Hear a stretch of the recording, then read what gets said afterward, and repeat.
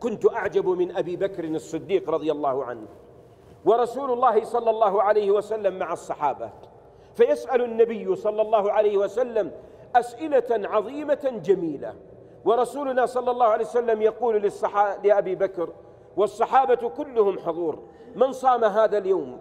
أبو بكر يقول أنا. من عاد مريضا هذا اليوم؟ أبو بكر يقول أنا. من تبع جنازة هذا اليوم؟ أبو بكر يقول أنا. من تصدق على مسكين؟ أبو بكر يقول أنا. قال النبي صلى الله عليه وسلم: ما عملها امرؤ مسلم في يوم إلا كان من أهل الجنة. لم يكن الحكم لأبي بكر بل للأمة أجمع.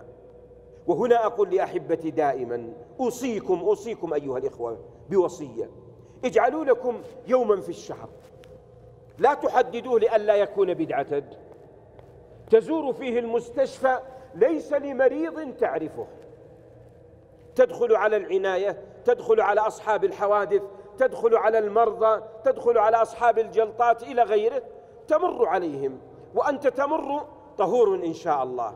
أسأل الله العظيم رب العرش العظيم أن يشفيكم. اللهم رب الناس أذهب الباس، اشف أنت الشافي لا شفاء إلا شفاؤك شفاء لا يغادر سقما. كلما دخلت غرفة سلم عليهم وادعو هذه الدعوات.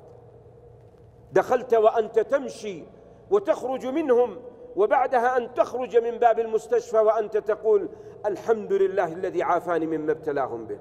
تعرف ما أعطاك الله من سمع وبصر وما أعطاك الله من قوة وصحة، ليس شرطا أن تدخل لمن تعرف، وإنما حق المسلم على المسلم بينه النبي صلى الله عليه وسلم.